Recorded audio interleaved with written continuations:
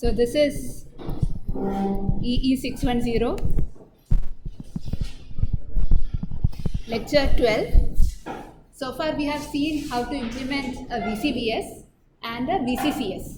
So next let us look at a CCCS or a current controlled current source. So we start by looking at our wish list. What is the input? Some current, let's say II. Output, another current, let's say I0, and we want the relationship to be I0 is equal to some K times IA. What is the dimensions of K? It will be unitless, right? It doesn't have any dimension. What comment can you make about the ideal input impedance of our device? It has to be 0 ohms. Why 0 ohms?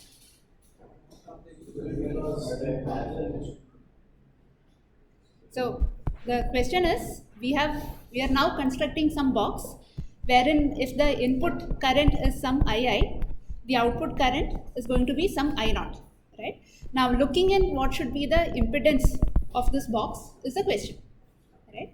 So like you rightly pointed out, it should be 0. Why should it be 0?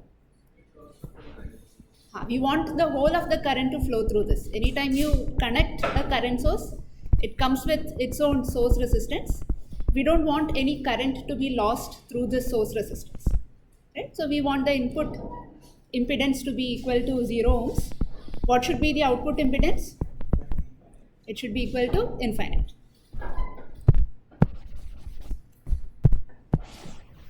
So this is what we want to try and implement. Now, much like it was in the case of a voltage controlled voltage source, when you implement a CCCS using a single transistor, you cannot achieve K values greater than 1, right? So for now, we'll just focus on getting some current controlled current source or a current buffer where output current is same as the input current, right? And what would be the use of such a current controlled current source? I mean, if it's giving gain as unity, why not directly connect the input current source to whatever load we want to connect it to? The same issue as before, the loading is the problem. Let's say you have some load through which you wanted to pass a current. Maybe this current is being generated by a sensor, right? Then it comes with its own RS. Now, depending on the values of RS and RL, all of the II may not flow out of RL, right? So what you can do is, maybe the constraints, maybe you cannot do much about this part here, which probably is coming from a sensor, and this load is again the input impedance of something else. Maybe you don't have much control over this also. Then you can add in a current buffer, right? The current buffer is going to offer 0 resistance, which means compared to RS, most of the current is going to flow out of this current buffer or flow into the current buffer, depending on the directions you choose, right? Similarly, the output impedance of this current buffer is going to be equal to infinity. Therefore, all of the current is going to flow out of R, right? So the current flowing out of RL is going to be equal to Ri. So in effect, by adding this current buffer, I have made our imperfect current source look like a very ideal current source. Is that okay? Okay, so now let's figure out how we can implement this. Again, let me remind you, we want to implement this using a transistor.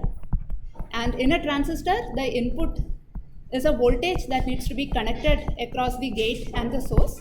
And the output is a current that you could monitor either from the drain or the source and then pass it through a requisite load. Okay, so I have some input current II. We'll start worrying about the source resistance once we have a very basic incremental circuit to work with, right? Ideally, what should II be seeing? What is the impedance that my input current source should see? 0, right? So I'll directly connect this to ground. Right? Now, based on this, I know that I have to generate some I0. Okay. Now, for now, I'll show it as some tunable current. What should I connect here?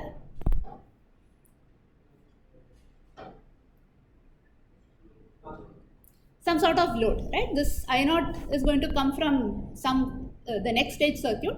I'll model that second stage as the input impedance of that stage, which for now we'll assume is some load R. Okay. Now, as before, my aim is to compare II and I naught. And anytime we are talking about comparison, we are basically taking the difference II minus I naught, right? How do I take a difference of two currents? You connect them in series, right? So let's make that connection in series. So this is I naught. You have your input current II. This is connected to ground. And you have some resistor R, right? Now we know that the difference in the current is going to flow out of this branch, right? It's not like we are connecting any particular block there. We know that at this you can assume a small capacitance, right, which will eventually come because of the parasitic capacitance at that node. So if, let me call this node as Vx, if II was greater than I naught, that is if II minus I naught was greater than 0, what comment can you make about Vx?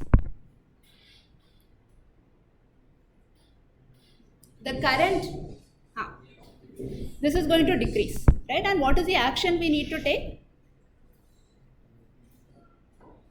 Should I increase I naught or decrease I naught? I have to increase I naught, right? That's all. Now similarly, if II minus I naught was lesser than 0, what happens to Vx? Vx is going to increase. What should I do to I naught? I have to decrease I naught, right? So now let's try and relate this I naught with respect to this Vx. It looks like I can write that I naught should be proportional to minus of Vx. Okay? Then I can write that I naught should be proportional to 0 minus Vx. No difference. Now if I were to put a proportionality constant here, what should be the dimension of that proportionality constant? Conductance, right? So I'll simply write it as some G times 0 minus Vx. Okay? So now can you see the circuit? So this is already of the form I is equal to Gm times 0 minus Vx. That's all. So now let's hook up our circuit. So our II is here. To II, I have to connect this I naught, right? So that I'm going to connect using a transistor. The current through this is my I naught, right? This node is Vx. Where should I connect the gate to? Ground, right? And then this gets connected to a load.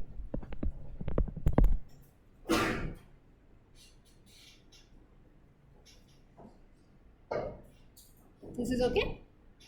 So we have a very basic rudimentary picture of a current source. Now let's verify if our circuit implementation is reasonable, right? So I'll introduce the source resistance Rs. Okay. Let's do a very quick check. Can you tell me what is the gain of this system? So the question is, what is I naught by II? You can start by assuming some source voltage Vs. If Vs is present here, what is the current flowing through the transistor? And in what direction will it flow? So this is Gm times Vs. If Gm times Vs is flowing like this, what is the current through Rs?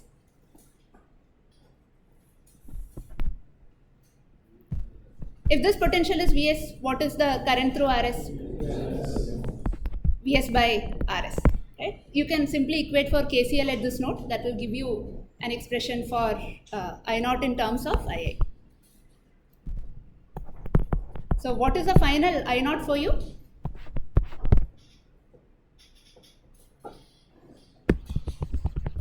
Please solve and tell me the result. is GMR divided by 1 plus GMR times I naught by II is GMR GMR by 1 plus GMR. So I don't have an R in the circuit. So which resistance is it? RS. Is it RL or RS? GMRS. Everybody got this expression? Just you can apply KCL at Vs, that will give you II plus Vs by Rs plus Gm times Vs equal to 0. And then once you solve this, you can solve for Is and then write I naught is equal to Gm times Vs. Okay. So what did we want our I naught by II to be? We wanted this to be equal to 1. Under what condition is that satisfied? This is possible if GMRS is much greater than 1. Okay, so looks like our gain part is satisfied. Can you quickly comment about what is the input resistance you see? So where do you look for the input resistance? This is where you have connected your connected your input source. Therefore, the input resistance is calculated looking up like this. What do you get as Rn? Rn should be equal to 1 by Gm. Is that okay? What is R out equal to? Again, where do you look for R out? This is where you have connected your load. So the impedance looking like this gives you your R out. R out will be equal to infinite.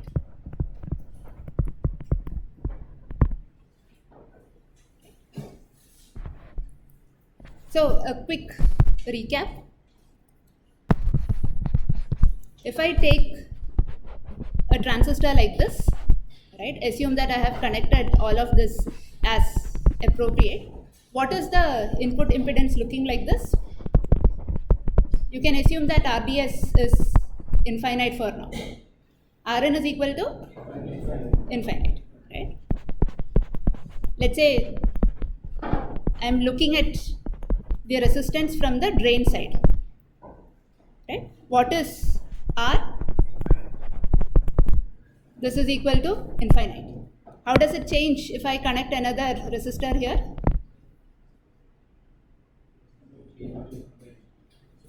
I'm still looking from here. There is some resistor R here. RDS is infinite.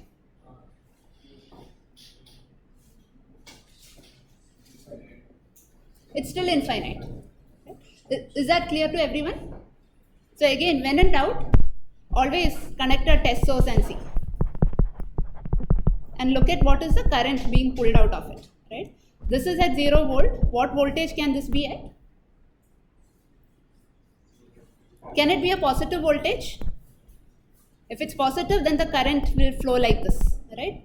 All of the current is leaving from that node. Therefore, it cannot be positive. By the same logic, it cannot be negative because then it would mean that current is simply accumulating at that node. KCL is violated in either case. So the only possibility is for this to be at 0 volt, right? Which means there is no current flow. I test is equal to 0. Therefore, V test by I test, V test by 0 gives you infinite. Now, if your RDS is infinity, it doesn't matter what is there on the other side of the MOSFET. The resistance is always infinite. Now, if I take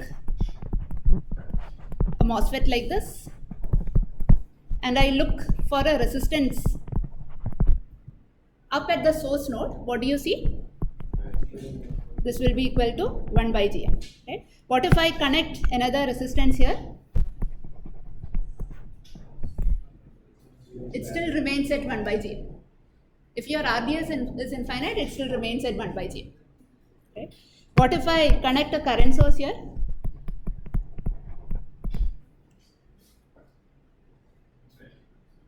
Why infinite? right? It's very tempting to say 1 by GM in the flow, but if you look at it, even when you connect a current source here, so to check for the resistance, you will first de-energize all the existing sources. How do you de-energize a current source? You make it open circuit, right? The current is 0. Now, even if you connect a test voltage source, there is no path for the current to flow, right? So this will give you infinite resistance. But yeah, the point I wanted to bring out is, looking up at the source, provided there is a path for the current to flow, the resistance is going to be 1 by GM, right? Now, R in equal to infinity, R out equal to infinity, we understand. If you had to make an approximation for R out, what approximation can you make? Do you expect 1 by GM to be very, very large or very, very small? It's going to be very small, right? Typically, you design for a large GM. Therefore, the 1 by GM resistor is going to be very small. So, if you put another resistor in parallel with the effective resistance looking up at the source, the dominating resistor is going to be the small resistor, which will be 1 by GM. Okay, something to keep in mind. Okay, so we now have our incremental circuit ready. What is the next step?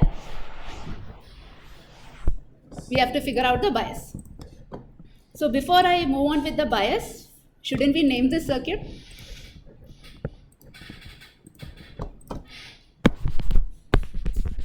So here you have connected your input between which two terminals? Between the source and the ground, right? The output is taken between which two nodes? Drain and the ground. And where is the remaining transistor node connected to? It's connected to ground, right? So the gate is at ground.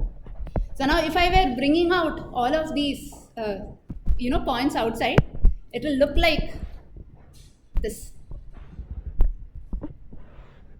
where all of these are shorted. So now it looks like I have connected the input between the source and the gate, and the output is also taken between the drain and the gate.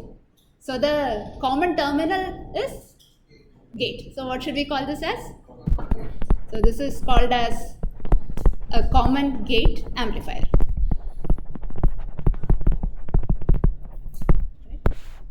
But we typically simply refer to this as a current buffer, because it clearly tells you what function the circuit is achieving.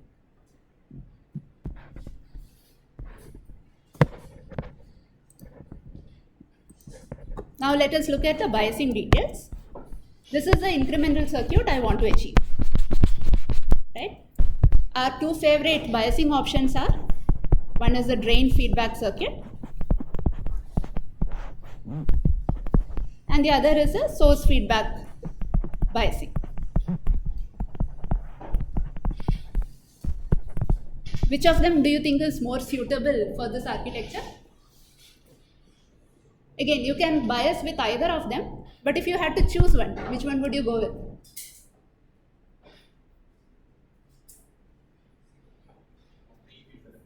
Why drain feedback?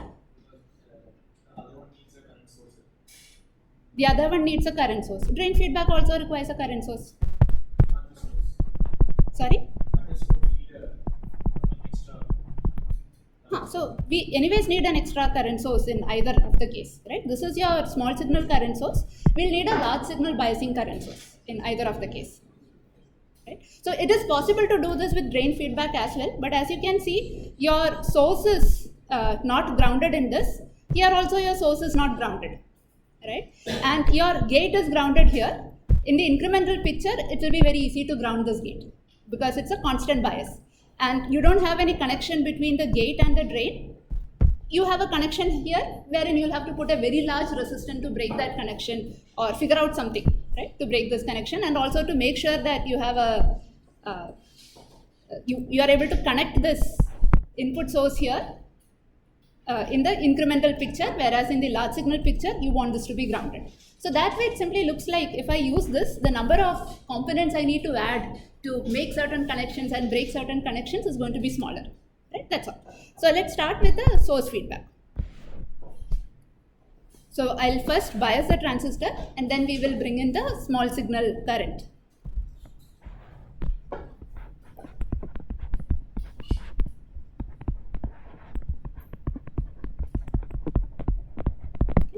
transistor is biased.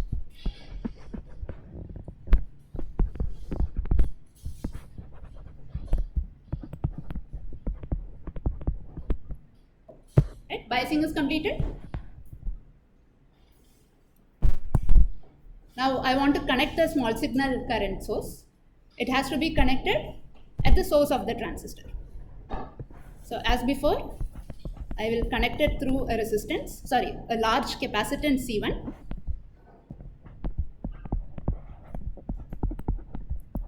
My small signal current and the associated resistance with this input source.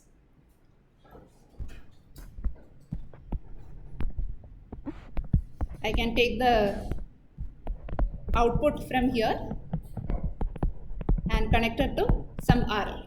Is this okay? What other change do I need to make? Can I leave this connection as it is?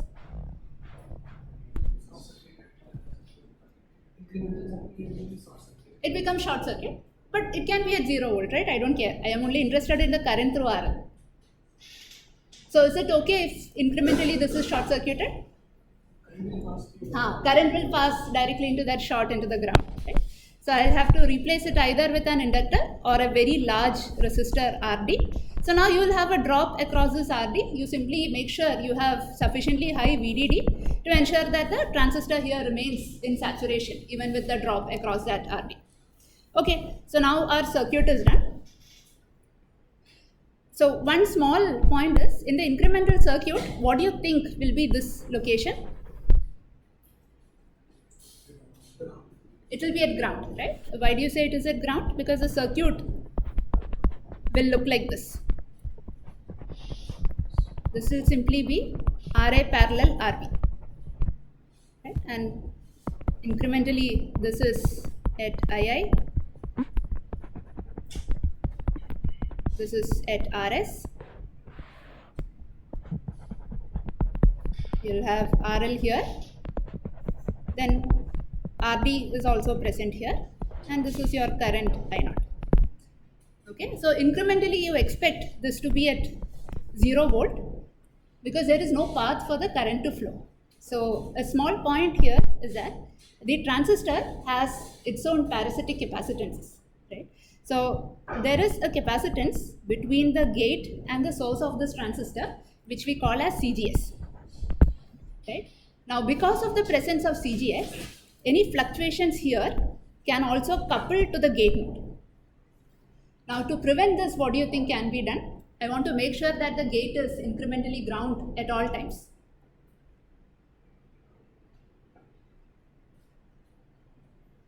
What is the grounding this capacitor? How will I ground this capacitor? But you are thinking in the right direction. I want to make sure this is ground. Right? Could I add something here that will ensure that this is at ground? What can I add? Another large capacitor, right? That's all. So I will add another large capacitor here, C3. I simply have to make sure that the C3 is much larger than CGS, right? Such that any drop you will have will happen across CGS and this node will remain at 0 volt. If CGS was not present, then you did not have to add C3. So typically we would also add a C3 here to make sure that the gate is definitely at an incremental ground and the condition is your C3 has to be much greater than CGS.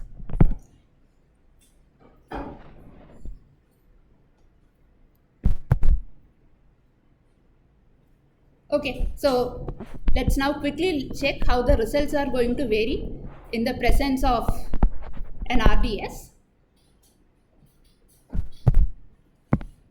We'll start by looking at what is Rn, then we'll look at Rout, and then finally we'll come to the calculation for the gain. What do you think will happen to Rn?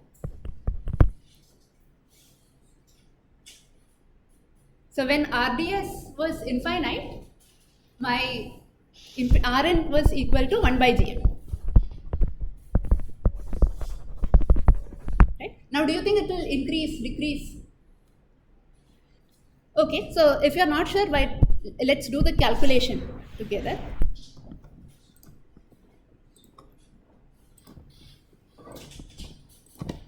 So I remove everything at the input, and let's say I connect a test voltage, and I'm interested in the current flowing out of this test voltage.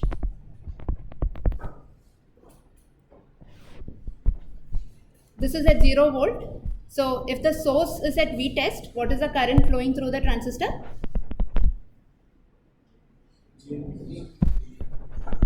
That is simply Gm times V test. Okay. What comment can you make about the potential here? So this is basically, you have two components here connected to ground, right? And then here again you have two paths. And from here you are injecting I test, right? Which means the current here is also going to be I test. So you told me this potential by saying that it is I test into RD parallel RL, right? That's all. Yeah. So the potential here is simply I test into RD parallel RL. Now I am sure you can handle parallel quantities. For now I am going to assume that RD is infinite, so that it just becomes a little easier to handle the equations. Okay. So let's say this voltage is at I test into RL. Then what is the current flowing through RDS? Right. So now you have all the currents to do a KCL. Let's do a KCL at this node. So I test will be equal to Gm times V test plus V test minus I test times RL divided by RDS. Quickly solve this and give me a result.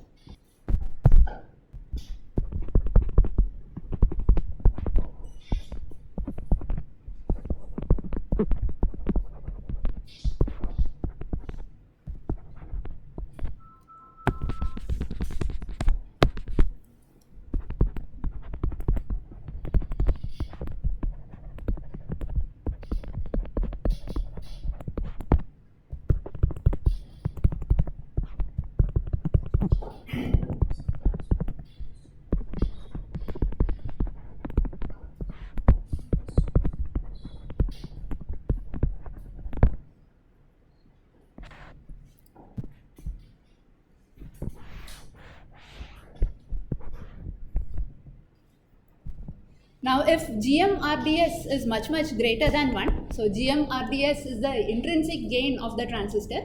If you are working with a good transistor, the GM-RDS is expected to be very high. So if GM-RDS is much greater than 1, what happens to this equation?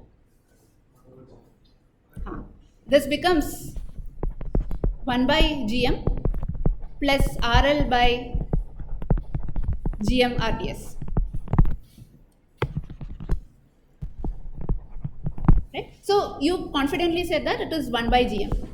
What prompted you to make that assumption given that you have another factor here? GM-RDS is greater than RL. Do you think that assumption is true?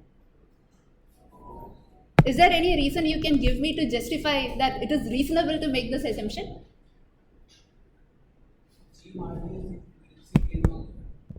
I agree, yes. It should be very high, but I don't know anything about RL. Right? But do you know anything about RL? That's a question. Because we need output current, we make the resistance as small as possible. Exactly, right? So this is RL is basically your next stage input resistance, right? And what is that stage taking from our current stage? It is taking a current. So it is a current controlled, it's taking current as the input. If it is taking current as the input, that designer will try and keep RL as small as possible, right? So given that you are supposed to design for a smaller RL, it's reasonable to make the assumption that this factor is negligible. So you already expect RL to be small, plus you are dividing it by the intrinsic gain of the transistor, which is expected to be high. right? Now, this, of course, you will have to look at the designer and make a decision. It's possible that the second stage is some very niche stage which happen to have a larger R. So that is also possible. But under most circumstances, this is going to be negligible. Okay. So then you have, because if the second stage was was controlled by a voltage, then your RL ideally should have been infinite. So it's not always fair to make this assumption that this factor is negligible. But in our case, I think it is very reasonable to say that, because the next stage is anyways current control. So then this simplifies to 1 by Gm, which is what we would expect. And quickly looking at this equation, what are the sanity checks you could have run?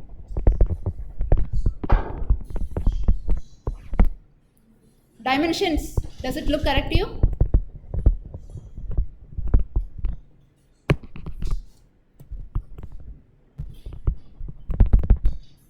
What dimension do you expect it to have? Resistance. What is the dimension of the numerator? Denominator?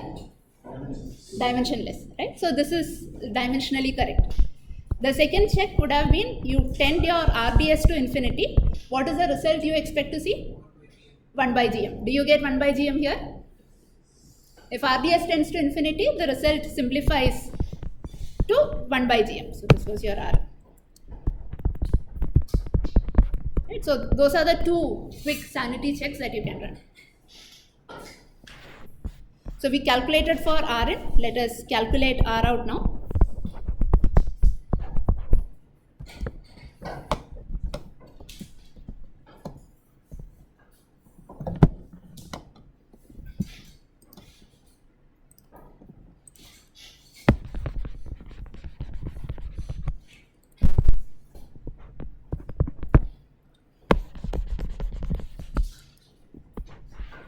So your R out is RD parallel whatever resistance you are seeing here. Right? I'm going to call this as R out dash. Again, you know how to calculate the equivalent resistance when you have two things in parallel. So I'll not bother about RD in the initial part of the calculation. So you can simply tell me what is the looking in resistance like this. So you'll have RS here, the input current source is open circuited. Have you done this calculation already once? Right, where did you do this? For voltage control current source, you had a similar configuration, right? You had a resistor at the source side and you were looking down from the drain side. What was the resistance? So you'll get RS plus RDS plus GM-RDS times RS. Right? Now if you had to make an assumption, what is the approximation you can do here? GM-RDS times RS is the term that is going to dominate. Okay. So again a quick comment about calculation of Rn. If you had two resistors like this, let's say R1, R2, and if I inject a test current source IT, I'll have some voltage drop across R1, let me call this as VR1, this will be equal to IT times R1, right? And another voltage drop across R2 given by VR2 equal to IT times R2. Right, and then you do Vt by It, where Vt is VR1 plus VR2 to get the effective resistance. Now, if I could artificially make either VR1 or VR2 to be a smaller fraction, what happens to the effective resistance?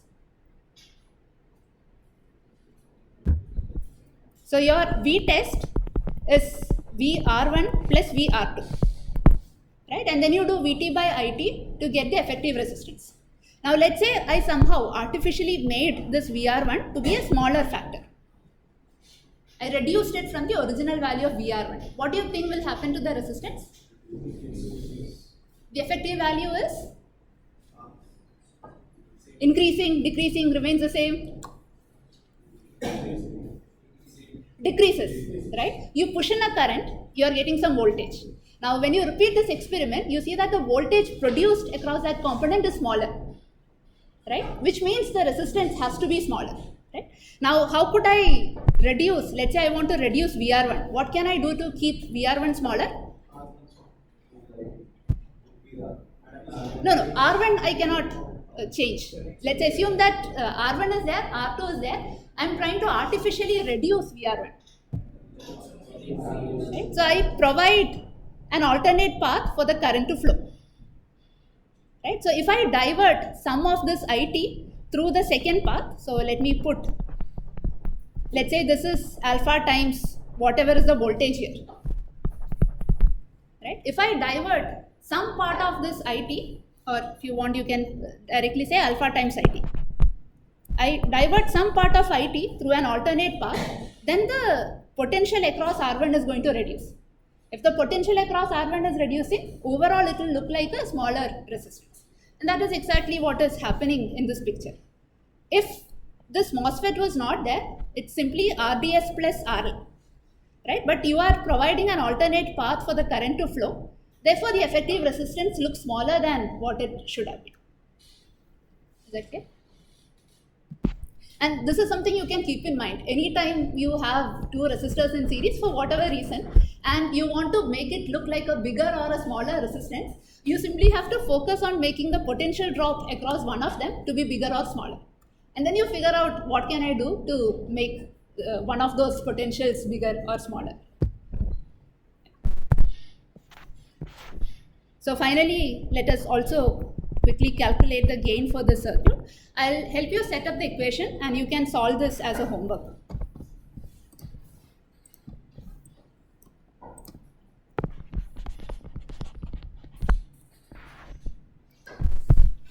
Right, so I'm interested in the output current flowing through RL, right? But again, you guys are experts at doing current division. So for now, I'll simply call my output as some I0 dash, and this I0 dash is flowing out of some resistor RDL, right? RD parallel R. Now, once you know what I0 dash is, you can easily do current division between RD and RL to find out the exact output current. Okay. Now, if I0 dash is flowing through this, what is the potential here?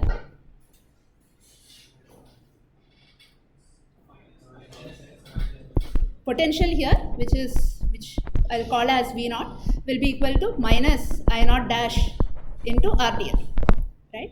What comment can you make about the current flowing into this box? That is I0 dash, right? Which means what is the current flowing through RS? That will be equal to I0 dash minus II, right? Which means what is the potential at Vs? So your Vs will be given by Rs into I0 dash minus II. Right? So before you even started writing KCL or KVL, just by looking at it, you already have an expression for V0 and Vs in terms of I0 dash and the input current I. Okay. So now you set up your KCL equation at either of the nodes. Let's say I'm doing this at the Vs node. So you get Gm times Vs, this is the current flowing through the MOSFET in this direction, plus Vs minus V0 divided by RDS, plus II, plus, I don't even have to write this, right? What is the current coming from here? That is simply equal to minus I0 dash. So I can directly say minus I0 dash equal to 0. Right? Now replace Vs and V0 with the expressions we have gotten here, and you directly have an equation in terms of II and I0. So I will leave this as a homework for you guys to solve.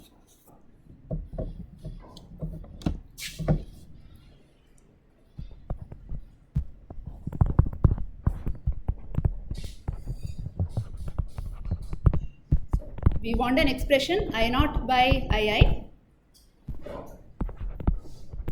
This is for finite value of RDS. Okay. What else is there to figure out in the circuit? value of capacitances, that is the second homework.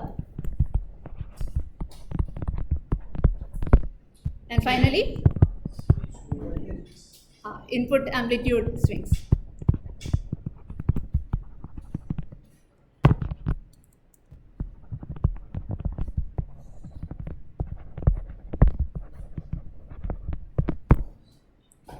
So with this, we come to the end of current control current source. What is the next circuit that we should look at?